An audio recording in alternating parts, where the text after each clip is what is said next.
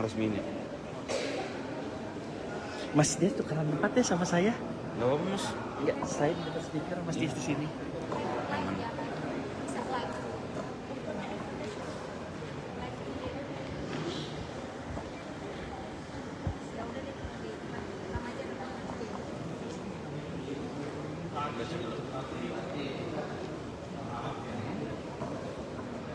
Pak Rigo, Pak Astaiti sini, Vincent.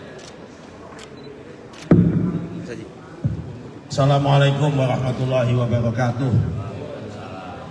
Atas izin Ibu Wamen sebagai tuan rumah,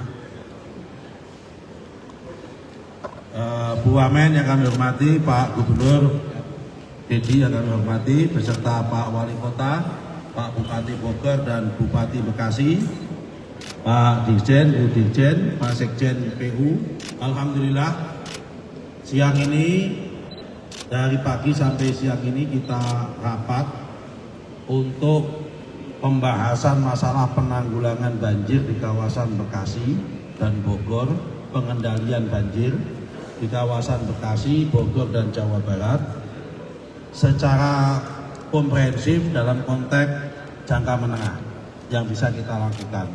Bukan lagi program masalah mitigasi tanggap daruratnya, tetapi kita bicara masalah pengantisipasi ke depan supaya tidak menjadi masalah. Kira-kira dalam rapat tadi ada 3 kesimpulan. Yang pertama adalah di semua badan sungai dan sempadan sungai itu kalau harus ditertibkan. Kalau sudah ada bangunannya dan sudah ada alas haknya harus dibereskan. Definisi bereskan harus ada pengadaan tanah dan ganti rugi sesuai dengan appraisal kalau sudah ada alas haknya. Nah, data kami sementara di kawasan bentaran Sungai Bekasi tadi yang ada bangunannya dan ada bidang tanahnya sementara ada 124 bidang tanah dan bangunan. Selebihnya nanti akan menyusul pendataan lebih lanjut, cocok-cocokan data antara Pemda dengan PU dengan ATR BPS. Kalau ada bangunannya tapi tidak ada alas haknya,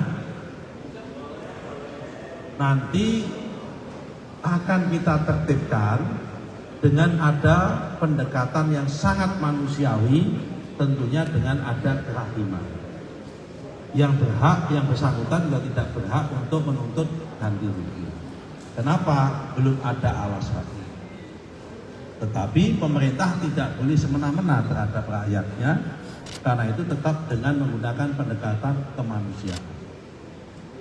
Yang nomor 3, poin ketiga, bagi tanah yang belum ada alas haknya, karena memang sepadan sungai dan badan sungai itu adalah milik negara, tanah negara. Dan bukan milik negara, tanah negara. Tanah negara ini harusnya milik siapa? Milik yang punya otoritas sungai. Ya kan? Otoritas sungai itu di mana? Otoritas sungai itu adalah di Dirjen SDA, di PU, baik dikelola oleh BBWS, Balai Besar Wilayah Sungai, maupun oleh Perum Jasa Tirta dan PSDA. Karena itu Bapak Gubernur terhadap yang kasus ketiga ini sudah komited akan memfasilitasi pembiayaan sertifikasinya atas nama masing-masing. Kalau sungai itu di bawah BBWS, maka akan kita terbitkan HPL atas nama PU atau SDA. Kalau itu nanti sungainya itu di bawah pengelolaan Perum Jasa Tirta, akan kita keluarkan hak atas tanah HPL atas nama Jasa Tirta. Kalau nanti itu di bawah pengelolaan PSDA, akan kita tertibkan HPL atas nama Pemda Provinsi. Sehingga Pak, kalau nanti suatu hari ada orang lagi yang menduduki tempat tersebut, tidak bisa lagi mensertifikat. dan tidak boleh menduduki tanah tersebut karena sudah ada pemiliknya dan sudah ada alasan.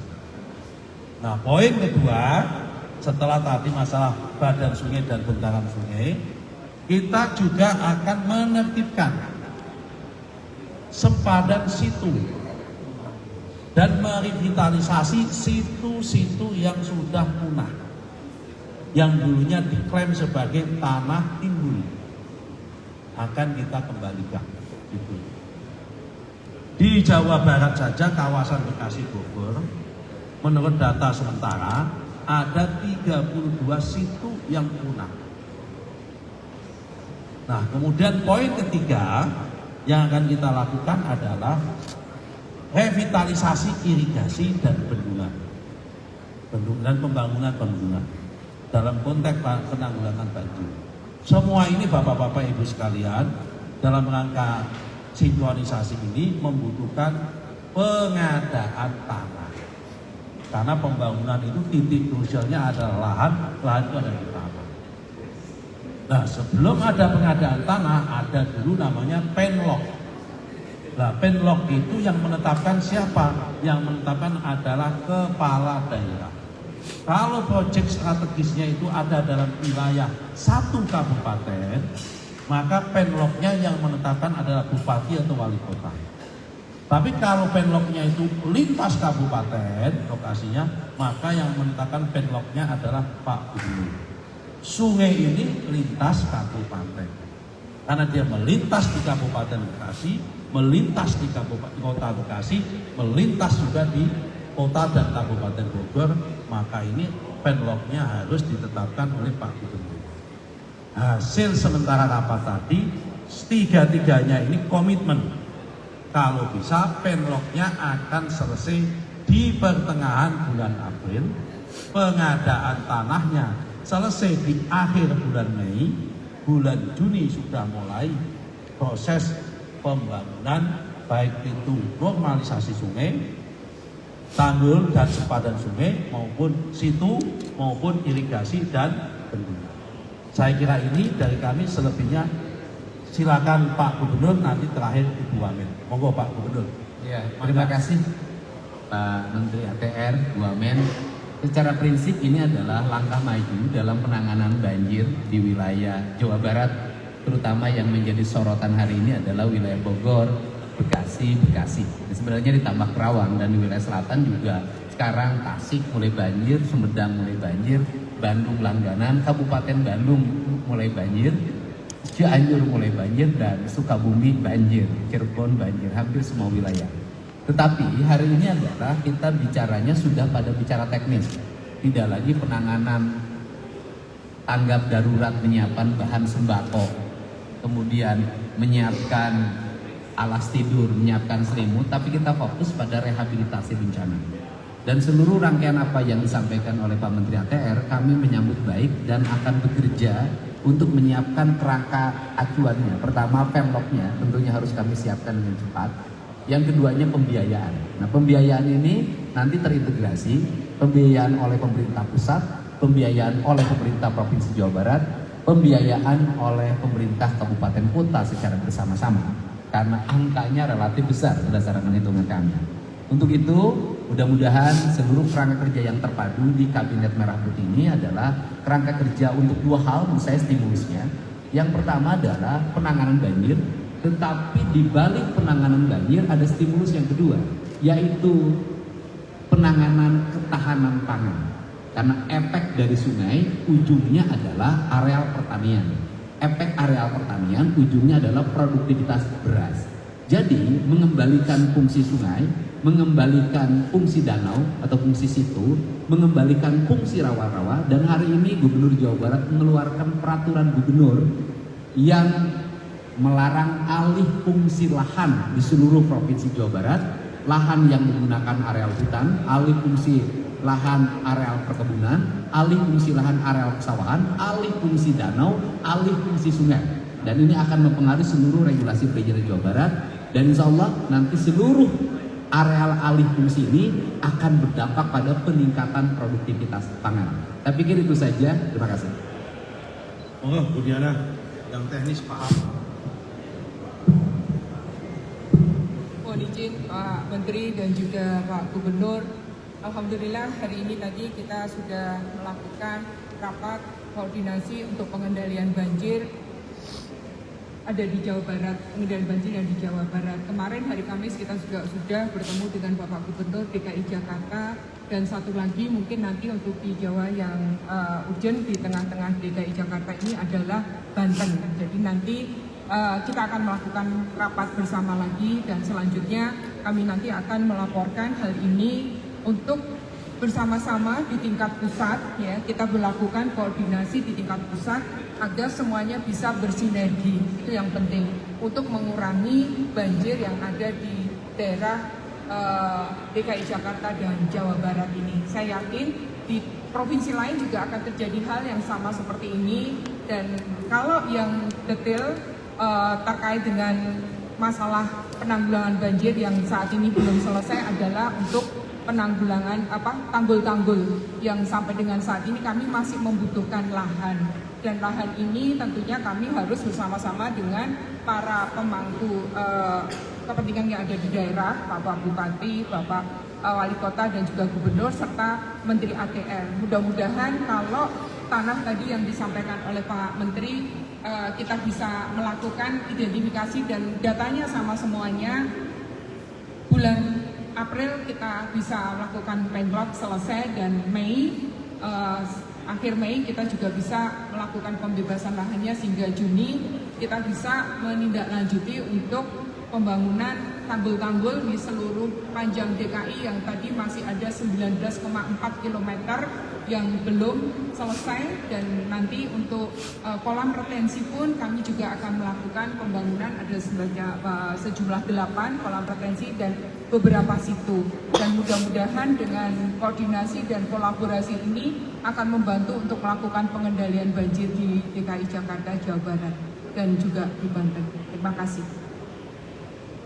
Tadi Pak Dedy bilang biayanya fantastis untuk proyek-proyek yang akan dikerjakan dengan banjir.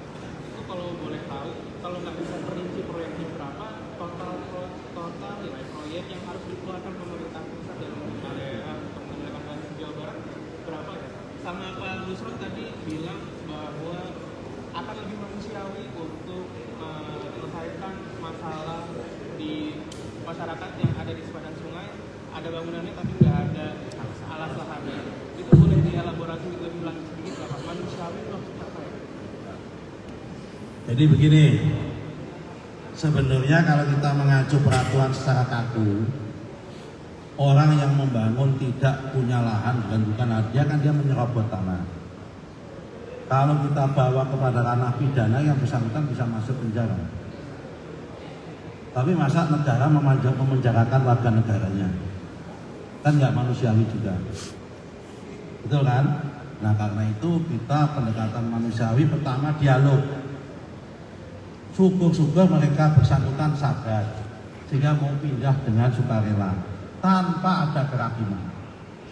Kalau ada seperti itu, alhamdulillah, berarti yang bersangkutan patriotik sejati. Ya kan, moga-moga. Tapi kalau memang nggak bisa ya nanti langkah selanjutnya. Kami nggak bisa sampaikan secara umum karena nanti kalau sampaikan secara umum dianggap saya ini menteri Pak. Kalau menyampaikan itu jangan keputusan nanti resmi oleh rakyat sehingga nanti bias informasi. Intinya manusiawi gitu aja intinya. Intinya manusiawi itu tidak merugikan yang bersangkutan. Ya, karena kalau kita mau pakai aturan yang kaku, mereka bisa kena pasal menyerobot tanah negara, yaitu membuat bangunan di tanah yang tidak miliknya. Itu bisa masuk ranah pidana. Ya, oke, terima kasih. Tadi nilai proyeknya berapa ya Pak? Kalau nilai pekerjaan yang punya Kementerian PU, yang dikelola oleh pemerintah provinsi hanya pekerjaan PSDA. Kan gitu. Kalau nilai pekerjaan. Kalau nilai pembebasan itu kan nanti lahir setelah operasional. Kan gitu. Jadi penlog kemudian ada operasionalnya baru pembebasan. Kalau yang mohon izin Bapak, kalau tanggul di Bekasi dari paket 1, 2, 3, 4, 5, 6, 7 itu totalnya 3,6 triliun. Tetapi kalau untuk kolam retensi saat ini kami sedang melakukan FS-nya. Ya, kalau lahannya sudah beres semuanya, baru nanti kita akan bisa menghitung kira-kira biayanya berapa. Tapi semuanya sudah ada dalam perizinan. Terima kasih.